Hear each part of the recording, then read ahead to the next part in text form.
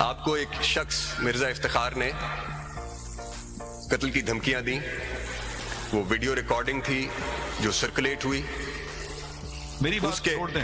میں نہیں، مجھے اس پہ کرنے دیں بات. یہ ضروری ہے یہ بات کرنا اس لیے ضروری ہے کہ آج جب ہم اس خط کو دیکھ رہے ہیں تو ہم یہ ساری تاریخ کو بھی دیکھیں گے اور پھر ہم اس کے اوپر دیکھیں گے کہ ریسپیکٹیو انسٹیٹیوشنل رسپانسز کیا تھے. اس وقت کی حکومت کے کیا تھے، آج کی حکومت کے کیا ہیں، اس وقت کی سپریم کورٹ کے کیا تھے اور آج کی سپریم کورٹ کے کیا ہیں، پھر ہم یہ دیکھیں گے سر. اس لیے مجھے یہ بات پلیز کرنے دیں. آپ کی اہلیہ Mrs Isa F I R درج کرانے گئی.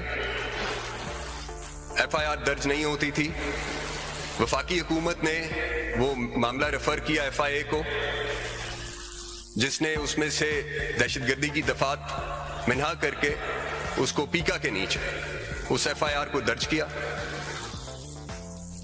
مسز عیسیٰ نے 161 کا ضابطہ فوجداری کا بیان ریکارڈ کرایا، جس میں انہوں نے 2 افراد کو، مرزا شہزاد اکبر جو اس وقت وفاقی مشیر داخلہ تھے اور لیفٹیننٹ جنرل فیض حمید کو جو اس وقت D G I S I تھے، ان دونوں کو انہوں نے مینشن کیا اس بیان میں.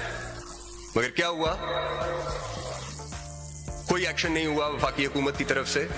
اس وقت سپریم کورٹ نے کنٹیمپٹ آف کورٹ کی پروسیڈنگز انیشیٹ کیے اس شخص کے خلاف، مرزا افتخار کے خلاف، چارج فریم کیا، مگر اس کے بعد کچھ نہیں ہوا. اس سارے عرصے میں 2 چیف جسٹس صاحبان ریٹائر ہو گئے. تو میں آپ کو یہ ضرور بتانا چاہتا ہوں کہ جب آپ کسی بھی حکومت کا کانڈکٹ دیکھیں گے تو آپ یہ بھی دیکھیں گے کہ اس وقت کی جو وفاقی حکومت ہے اس نے، آپ نے کہا within 24 hours, less than 24 hours prime minister was here.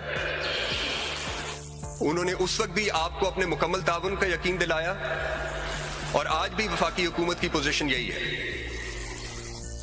ہم نے انکوائری کمیشن بنایا صرف اس حد تک بنایا کہ وہ وفاقی حکومت، قانون کہتا ہے کہ وفاقی حکومت نے اس کو منظور کرنا ہے. اس کے جو ٹی او آرز تھے اور جنہوں نے کمیشن ہیڈ کرنا تھا اور جو قانون خود ہے، وہ کسی بھی طرح سے وفاقی حکومت کو کسی بھی عمل میں مداخلت کی اجازت نہیں دیتا اور نہ ہی وفاقی حکومت کا ایسا کوئی ارادہ تھا، نہ ہے. اب جو اس خط کے مندرجات ہیں اس پہ ظاہر ہے میں بات نہیں کر سکتا، مگر جو ہمارے ذہن میں تھا 2 چیزیں تھیں. ایک یہ تھا کہ یہ واقعات ایسے ہیں جو کچھ عرصہ پرانے ہیں، کچھ تقریباً سال ہو گیا ہے، 11 مہینے ہو گئے.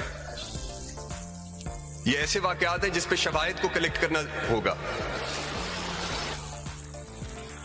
گواہوں کے بیانات کی جو ہے وہ بھی ریکارڈ کرنے ہوں گے. تو ہماری سمجھ میں جو بات آئی وہ آئی کہ یہ ایک انکوائری کمیشن ہے جس کو قانون یہ سب اختیارات تفویض کرتا ہے، تو وہ یہ کام کر سکے گا اور اس کی سربراہی ایک سابق چیف جسٹس آف پاکستان کو کرنی چاہیے، جو آپ کی طرف سے آیا. ہم نے اس کو بالکل کوئی کسی قسم کی ہم نے اس سے کوئی 2 رائے نہیں تھی اور وفاقی حکومت نے اس کو قبول کیا، اس کو منظور کیا.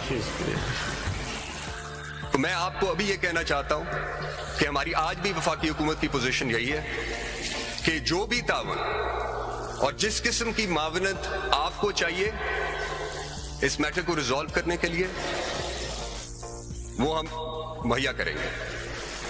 مگر ایک بات آپ کہیں گی سر، I'll just finish. ایک بات، ایک طرف عدلیہ کی آزادی ہے جو آئین کا بنیادی ستون ہے، مگر دوسری طرف ایگزیکٹو کی کریڈیبلٹی بھی ہے، وہ بھی ایٹ سٹیک ہے.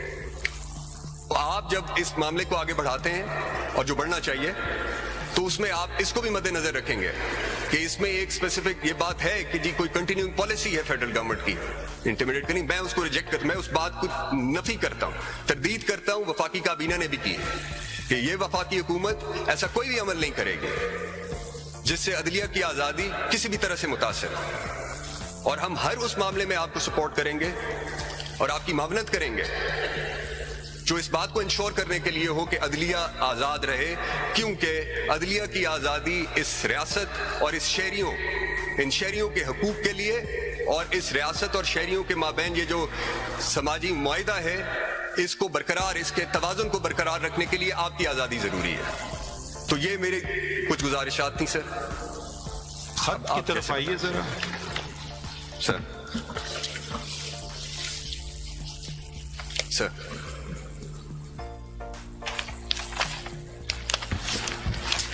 تو میں نے اس خط کو کئی دفعہ پڑھا ہے تو،